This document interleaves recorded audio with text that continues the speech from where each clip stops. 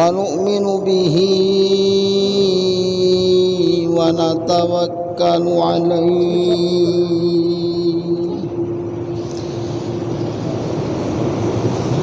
ونعوذ بالله من شرور أنفسنا ومن سيئات أعمالنا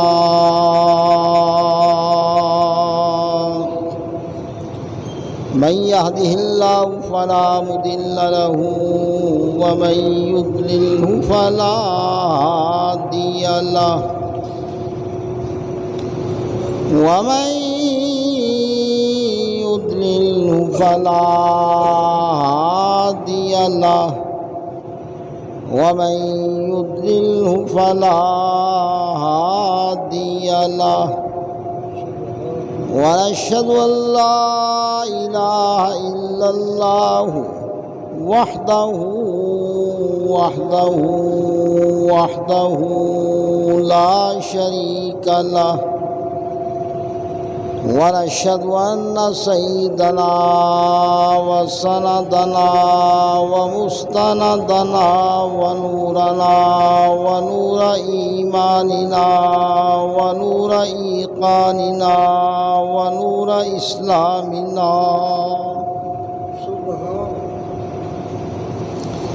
ونور أولنا ونور آخرنا ونور ظاهرنا ونور باطننا سيدنا ومولانا محمدا عبده ورسوله صلى الله تعالى عليه وعلى آله وصحبه أجمعين أما بعد فأعوذ بالله من الشيطان الرجيم بسم الله الرحمن الرحيم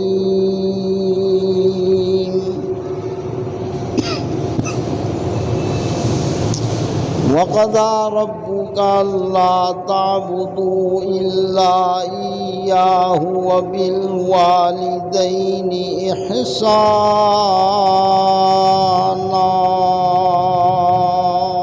سبحان الله صدق الله مولانا العظيم وبلغنا رسوله النبي الكريم ونحن على ذلك لمن الشاهدين والشاكرين والحمد لله رب العالمين. قال الله تبارك وتعالى في شان حبيبه مخبرا وآمرا إن الله وملائكته يصلون على النبي يا أيها الذين آمنوا صلوا عليه وسلموا تسليما. الصلاة والسلام عليك يا رسول الله وعلى آلك وصحبك يا حبيب الله. الصلاة والسلام عليك يا رسول الله وعلى آلك وصحبك يا الله. الصلاة والسلام عليك يا رسول الله وعلى آلك وصحبك يا محبوب الله.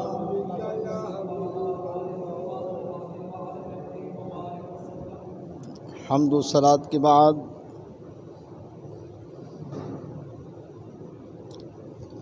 میرے نہایت واجب الاحترام بزرگوں، دوستوں، عزیز بچوں،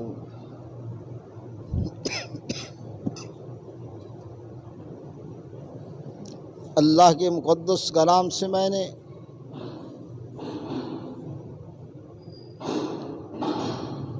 آپ کے سامنے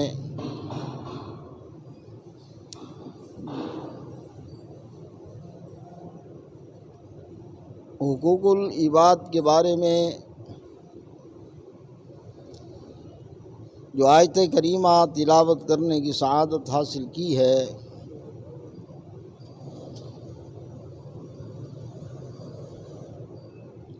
اس کے اندر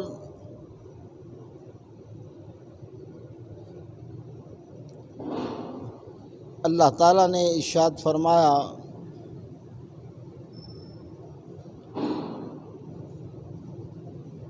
وَقَضَىٰ رَبُّكَ أَلَّا تَعْبُدُوا إِلَّا إِيَّاهُ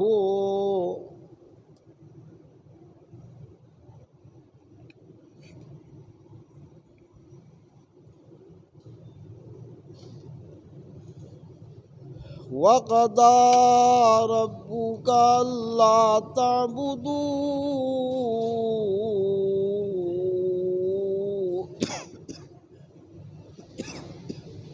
إِلَّا إِيَّاهُ وَبِالْوَالِدَيْنِ إِحْسَانًا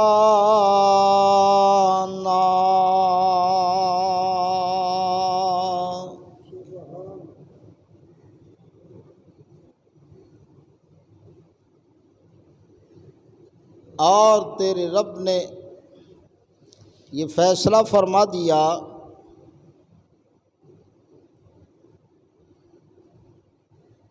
اللہ تعبدوا الا ایاہ،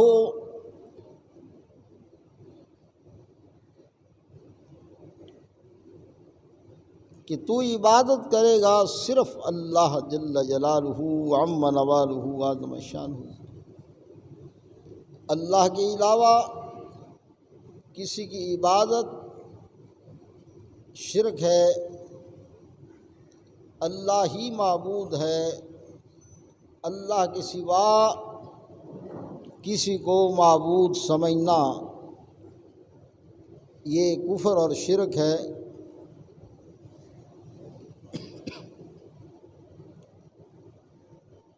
آگے ارشاد فرمایا حقوق اللہ کے بعد وَبِالْوَالِدَيْنِ إِحْسَانًا،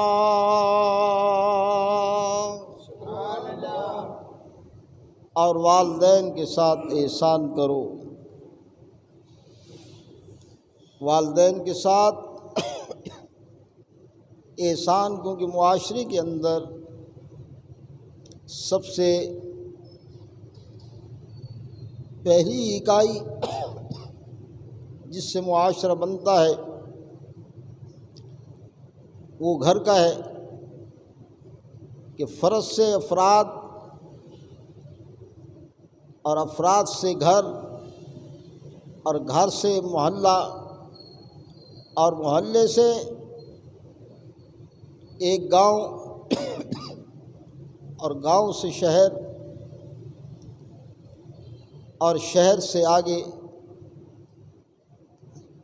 ایک تحصیل، تحصیل سے ضلع اور ضلعوں سے آگے کمشنری اور کمشنری سے آگے صوبہ اور صوبوں سے آگے ملک بنتے ہیں۔ تو اس طرح یہ ہمارے معاشرے کی تقسیم ہے۔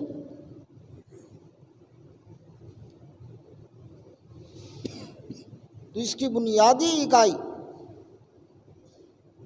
وہ فرد ہے، والدین ہیں۔ تو حقوق العباد کے اندر سب سے پہلا حق اور سب سے بڑا حق وہ والدین کا ہے، اور اتنا بڑا حق کہ اللہ تعالیٰ نے اپنی عبادت کے بعد جس چیز کا ذکر فرمایا وہ والدین کے ساتھ احسان کرنے کا ذکر فرمایا۔ والدین کے بارے میں سرکار نے ارشاد فرمایا کہ اللہ تعالیٰ نے والدین کی سختی میں اپنی سختی رکھ دی اور ان کی نرمی میں اپنی نرمی رکھ دی۔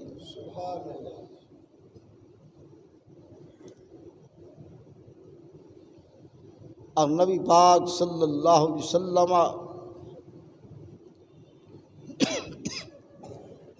خطبہ دینے کے لیے جمعہ میں تشریف لاتے ہیں تو آپ پہلی سیڑھی پر آمین فرماتے ہیں، دوسری سیڑھی پر آمین فرماتے ہیں، تیسری سیڑھی پر آمین فرماتے ہیں۔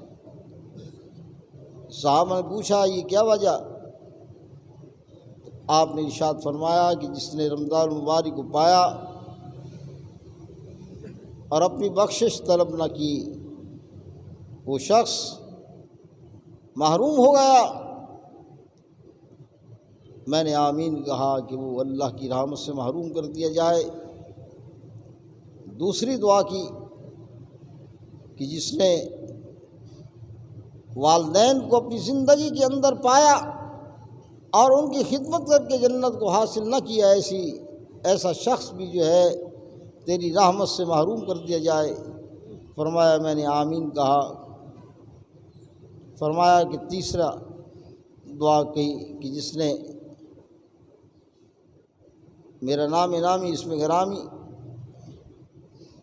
کو سنے اور پھر درود پاک نہ پڑھے، ایسا شخص بھی جو ہے تیری رحمت سے محروم کر دیا جائے۔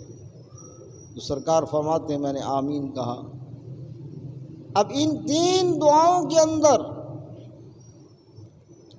ایک دعا جو ہے وہ والدین کے بارے میں ہے کہ والدین کی خدمت نہ کر کے جنت کو حاصل جو ہے نہ کرنا، یہ بہت بڑی آدمی کی جو ہے بدبختی ہے۔ نبی پاک صلی اللہ علیہ وسلم نے فرمایا جنت تحت الاقدام ہاتھ، آپ نے فرمایا ماؤں کے قدموں کے تلے جنت ہے، یعنی ان کی خدمت کر کے جنت کو حاصل کیا جا سکتا ہے۔ نبی پاک صلی اللہ علیہ وسلم نے ارشاد فرمایا کہ جو شخص والدین کے چہرے کی طرف محبت سے ایک نظر کرتا ہے، فرمایا اس کو ایک مقبول حج کا ثواب ملتا ہے۔ حج مبرور یعنی حج مقبول کا ثواب ملتا ہے۔ اب آپ اندازہ لگائیں کہ آدمی حج کے لیے جائے، سرمایہ لگائے،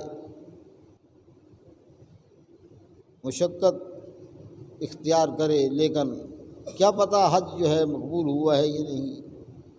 لیکن یہاں فرما رہے ہیں کہ ماں باپ کی چہرے کی طرف دیکھنے سے، ایک نظر دیکھنے سے جو ہے حج مقبول کا ثواب ملتا ہے۔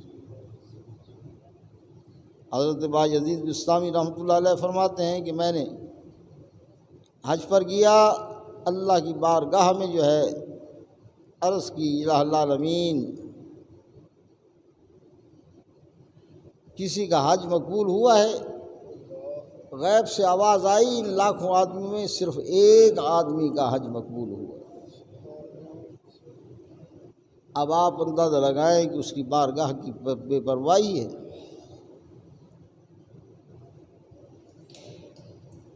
صحابہ نے عرض کی یا رسول اللہ صلی اللہ علیہ وسلم حج مقبول جو ہے یہ اتنا بڑا اجر ملتا ہے، تو اگر کوئی شخص جو ہے 100 مرتبہ دیکھ لے والدین کے چہرے کی طرف،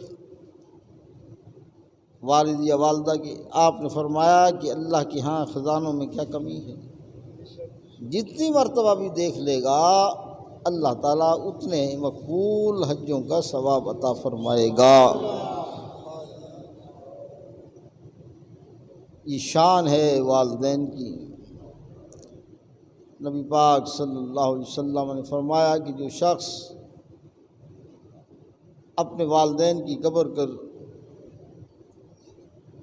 جمعہ کو جائے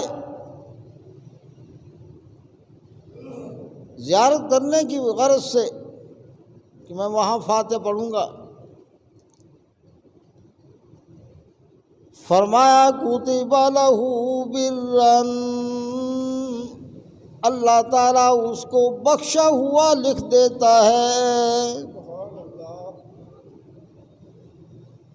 اس کی بخشش فرما دیتا ہے، اس کے گناہوں کو معاف کر دیتا ہے۔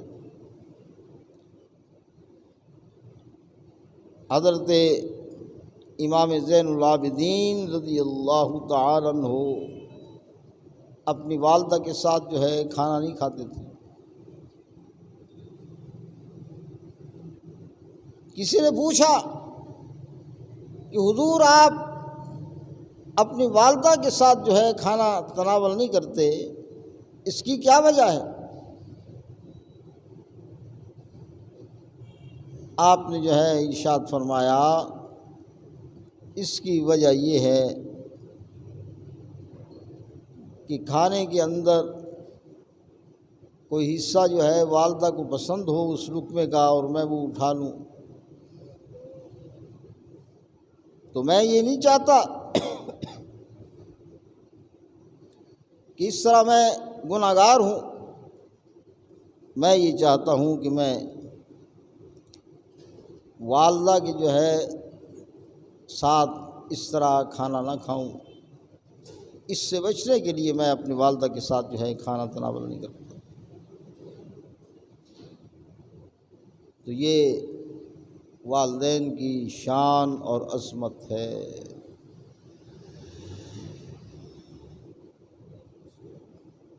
نبی پاک صلی اللہ علیہ وسلم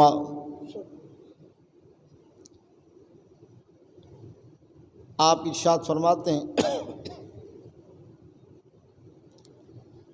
فرمایا اگر میرے والدین زندہ ہوتے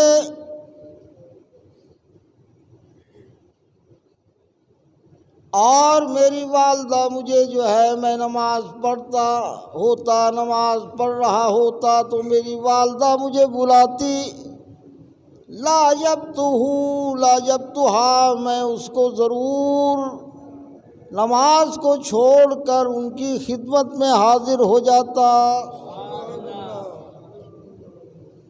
اب آپ اندازہ لگائیں کہ جناب سید الانبیاء علیہ التحیۃ والثناء نے اس خواہش کا اظہار فرمایا کہ اللہ کی عبادت کر رہا ہوں اور اگر میری والدہ جو ہے دوران نماز مجھے پکارتی بلاتی تو میں اللہ کی عبادت کو چھوڑ کر والدہ کی خدمت میں حاضر ہو جاتا ہوں۔ یہ شان ہے والدین کی۔ تو حقوق اللہ کے اندر سب سے پہلا حق جو ہے وہ والدین کا ہے، اس کے بعد رشتہ داروں کا ہے، ہمسائے کا ہے، دوست احباب کا ہے، استاد کا ہے، مرشد کا ہے۔ یہ سارے حقوق جو ہیں یہ حقوق العباد کے اندر شامل ہوتے ہیں۔ نبی پاک صلی اللہ علیہ وسلم آج ہم جس دور سے گزر رہے ہیں، سرکار نے ارشاد فرمایا، قرب قیامت کی علامات کو بیان فرمایا۔ علامات قیامت کو بیان کرتے ہوئے ارشاد فرمایا، آپ نے فرمایا کہ مسلمان جو ہیں وہ اس طرح کمزور ہو جائیں گے جس طرح کہ بکری ہوتی ہے۔ صحابہ نے عرض کیا، یا رسول اللہ صلی اللہ علیہ وسلم، کیا اس وقت مسلمان کمزور ہوں گے، کم ہوں گے، مسلمان کم ہوں گے؟ سرکار نے فرمایا نہیں، بہت زیادہ ہوں گے۔ اب آپ اندازہ لگائیں کہ مسلمانوں کے 56 ممالک ہیں اور مسلمانوں پر کفار جو ہے یہود وہ اس طرح مظالم کر رہے ہیں کہ خون جو ہے وہ مسلمانوں کا رائے گاں بہایا جا رہا ہے اور کوئی پوچھنے والا نہیں۔ نبی پاک صلی اللہ علیہ وسلم نے ارشاد فرمایا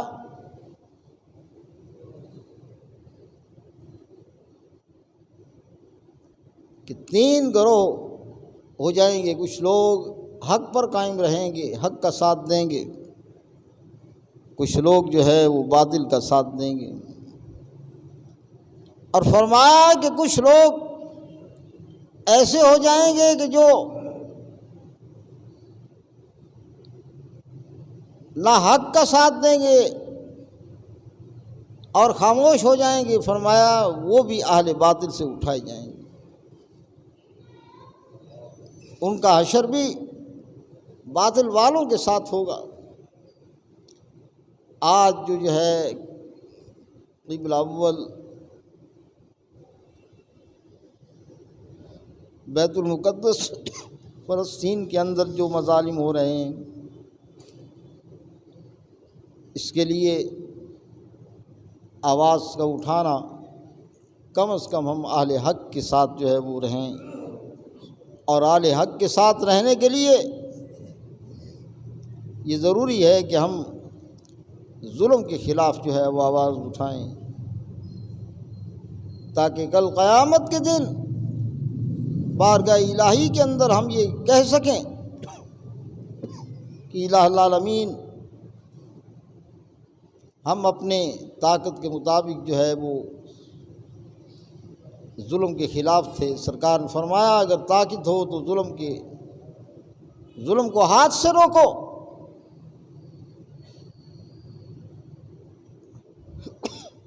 اگر یہ طاقت نہیں ہے تو پھر زبان سے روکو، اور اگر یہ بھی طاقت نہیں ہے تو پھر دل سے برا جانو، لیکن دل سے برا جاننا فرمایا یہ ایمان کا سب سے زیادہ کمزور حصہ ہے، کمزور ترین ایمان کی علامت ہے۔ تو ہم جو ہے اس وقت جو ہے اس پاور میں تو نہیں کہ ہم ہاتھ سے جو ہے روک سکیں، لیکن زبان سے جو ہے ہم ان کی مذمت، ان ظالموں کی مذمت کر سکیں۔ اس کے لیے ہم جو ہے جمعۃ المبارک کے بعد پل پر جو ہے ہم اجتماع کر رہے ہیں، ریلی نکال رہے ہیں، تاکہ کل قیامت کے دن ہم یہ کہہ سکیں کہ الہ العالمین جتنی طاقت تھی اس طاقت کے مطابق ہم نے زبان سے جو ہے اہل فلسطین مظلوموں کے ساتھ یکجہتی کا اعلان کیا ہے۔ تو آپ حضرات جو ہے جمعۃ المبارک کے بعد الحمدللہ شہر کی مختلف تنظیموں کے تحت جو ہے یہ پل پر جو ہے اجتماع کیا جا رہا ہے، اور پھر بعد میں جو ہے ریلی نکالی جائے گی۔ تو اس حوالے سے جو ہے آپ شمولیت فرما کر کل قیامت کو جو ہے اللہ تعالیٰ کے ہاں جواب دہی سے بچ جائیں۔ جو حضرات نیٹ دیکھتے ہیں وہ دیکھ رہے ہیں کہ کس قدر مظالم کیے جا رہے ہیں، اور معصوم بچوں کو جو ہے ذبح کیا جا رہا ہے، جوانوں کو ذبح کیا جا رہا ہے، بوڑھوں کو ذبح کیا جا رہا ہے۔ تو یہ سارا کا سارا جو معاملہ ہے یہ ہمارے غیرت کو جو ہے مسلمانوں کی غیرت کو للکارا جا رہا ہے، لیکن مسلمان اس قدر ممالک اور حکمران سوائے مذمتی بیان کے اور کچھ نہیں کر پا رہے۔ اب آپ دیکھیں کہ ویٹو کی پاور جو ہے وہ بڑی طاقتوں کا ہے، حالانکہ مسلمان جو ہے اتنی کثیر تعداد ممالک ہونے کے باوجود ان کے کسی ملک کو جو ہے ویٹو کی پاور حاصل نہیں ہے۔ اور اسی طرح مسلمان ممالک جو ہیں ان کے حکمران وہ یہود و نصارہ کے ایجنٹ ہیں اور یہود و نصارہ کی جو ہے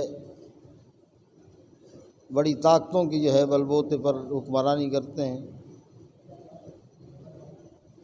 اب آپ اندازہ لگائیں کہ یہی صورتحال تقریباً یہ صورتحال جو ہے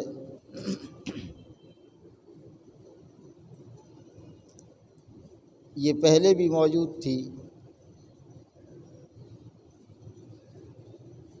سلطان صلاح الدین ایوبی رحمۃ اللہ علیہ کے دور میں بھی تھی کہ یورپ کے ایما پر جو ہے کہ یورپی ممالک جو ہے جس مسلمان حکمران کی حکومت کا تختہ الٹنا چاہتے الٹ دیتے تھے، تو سلطان صلاح الدین ایوبی نے سب سے پہلے ان ممالک کے حکمرانوں کی حکمرانی کو ختم کر کے اپنی حکمرانی قائم کی۔ مصر کے حکمران اس وقت جو ہے اسی طرح جو ہے وہ اغیار کے ہاتھوں میں جو ہے وہ پپٹ تھے۔ سلطان صلاح الدین ایوبی نے وہاں کے حکمرانوں کی حکمرانی ختم کر کے مصر پر قبضہ کیا، عراق پر قبضہ کیا، شام پر قبضہ کیا، اور پھر جو ہے وہ مجاہدانہ طریقے سے یہود و نصارہ کی سازشوں کو تہ و تیگ کرتے ہوئے بیت المقدس پر جو ہے اسلامی جھنڈا لہرا دیا۔ آج وہی سرزمین جو ہے کسی اور صلاح الدین ایوبی کی منتظر ہے کہ کاش کہ کوئی اور صلاح الدین ایوبی مسلمانوں کے اندر آئے اور اس ظلم کو، ظالموں کا ہاتھ جو ہے ظلم کرنے سے روک دے۔